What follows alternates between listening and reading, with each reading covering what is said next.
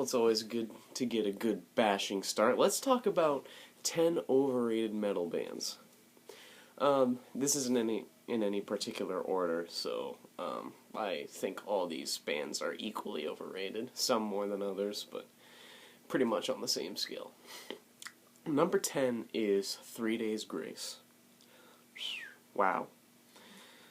3 Days Grace is a band that really had one good hit, and then they just kind of, for me, disappeared off the face of the planet. And for the people who actually listened to more of their stuff, became absolutely 100% batshit obsessed with 3 Days Grace. And if you said anything negative towards 3 Days Grace whatsoever, they'd bury you in a ditch. And that's the reason I couldn't get into 3 Days Grace, because their fans are ravenous and vicious and violently passionate about this band. It's scary, and I just don't want to go through that. Number 9 is Breaking Benjamin. Same premise, not quite as bad, but it is the same premise. Although I will say that Breaking Benjamin, it's not a bad band. I have Phobia over there somewhere. It's a good album. It's just that a lot of people seem to claim that they're a super duper fan of Breaking Benjamin, and they can't name the name of the album. All they can name is I Will Not Bow, and that's it. It's like Ozzy Osbourne and Crazy Train, but we're not going to get into that until later. Number 8, you probably all saw this one coming, Avenged Sevenfold. Now, this is kind of a kick in the ass for me, because I actually like this band. Avenged Sevenfold is a very, very, very powerful band to me. They are very consistent in their work, and they do the same formula pretty much over and over again with every album, but the difference is that it's a formula that you can't really get tired of. It's very powerful. M. Shadow's vocals are absolutely phenomenal, like with every Avenged Sevenfold album.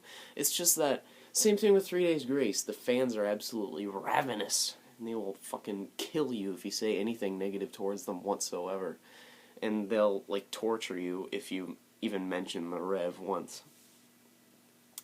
Number 7, some of you probably saw this one coming, Seether.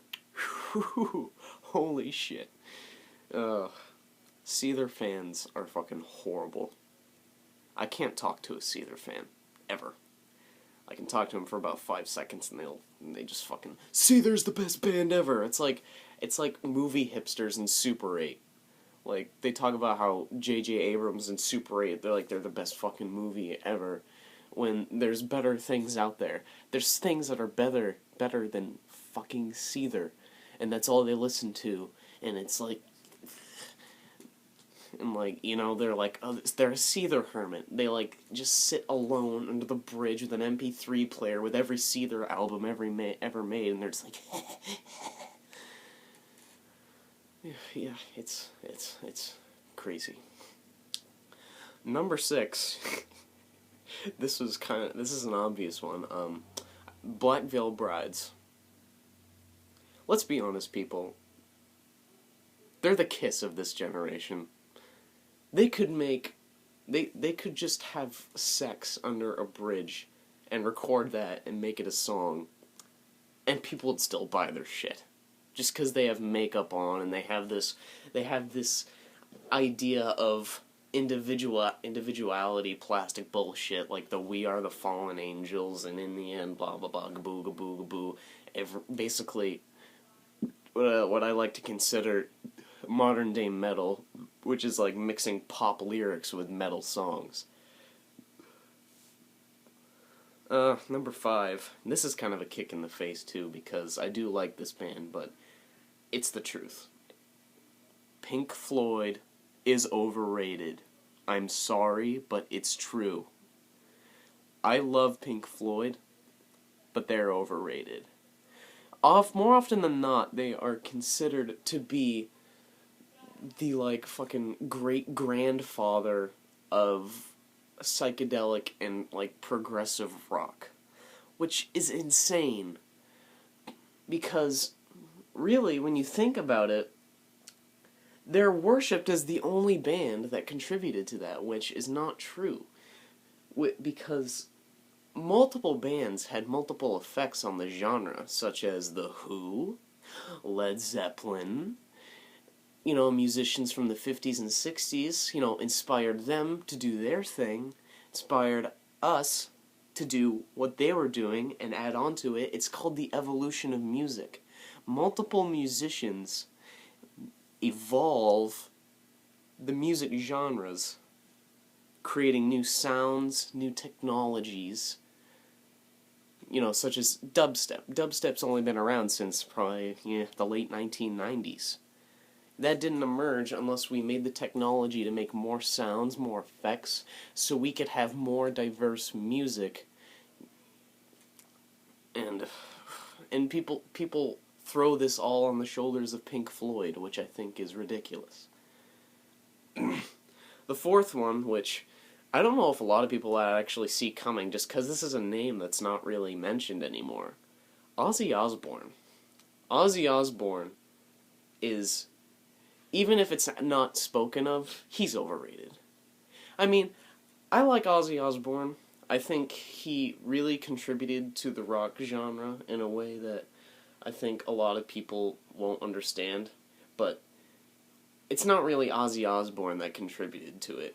He was just the front man for musical compositions by who I think is underrated, the legendary Randy Rhoads, who really made Ozzy Osbourne special. He made that band special. And then when Randy died, the Ozzy Osbourne saga just kind of went, at least until No More Tears. No More Tears was fabulous. Number 3, you all saw this one coming, AC/DC. AC/DC, after Back in Black, it was just Back in Black parts 2, 3, 4, 5, 6, 7, 8, 9, 10, 11, 12, etc., etc., etc., fucking etc. If they could make a Back in Black 12 to 15 times, people would still buy that shit. There's like old geezers in wheelchairs like, you listen to that new 15th generation Back in Black record? It's amazing. They put Shoot to Thrill on it again. It's absolutely atrocious. Number 2 is Metallica. Metallica, the Black Album was good. Master of Puppets was good. Ride the Lightning, for me, was good. Once they got to Saint Anger, they just... And Lars Ulrich drums like a monkey playing with, like, fucking Play-Doh and just kind of throwing it against the wall like, that makes sound. It's ridiculous. The musical quality of Metallica has really just gone through the shithole into, like, the shit underworld, and deep under the shit world is, like, the shit core of shit, and that's where Metallica is right now in terms of musical quality. Number 1. This one actually is number 1, because I think this one is probably the most overrated out of all of them. A Day to Remember, / Bring Me the Horizon, / Born of Osiris, / any modern kind of punkish metal band. It's not the band. The band, they're not bad, but they're not fantastic. Like, The Downfall of Us All is probably one of my favorite songs, probably in my top 50 songs that I've ever heard. It's a good song. I like it. But that's it. It's a good song, not fucking the Jesus of punk, metal, rock, whatever it is. And people treat it as though, like, A Day to Remember is the equivalent of, like, Jesus split himself into 5 different people and formed a band. That's not how it works.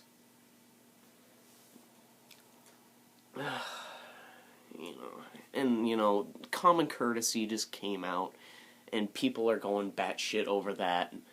It's ridiculous, because fans, same with a lot of these overrated metal bands, are extremely just fucking, you don't like Day to Remember?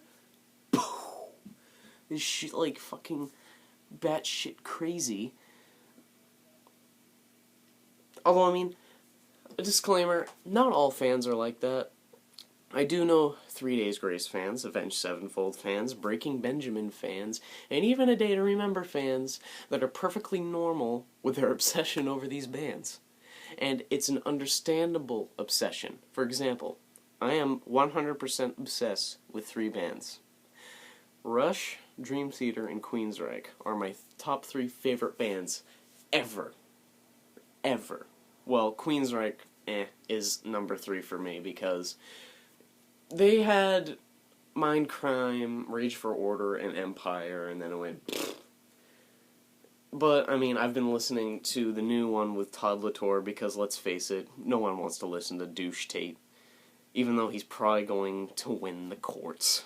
Even though the band with Todd Latour is infinitely better than the one with Jeff Tate, or Douche Tate, or the original voice, or whatever the fuck you want to call him. So that's the end of the video. Hope you enjoyed it. Don't forget to subscribe, like, comment, shameless plug, shameless plug, shameless plug. So, I'll see you all later.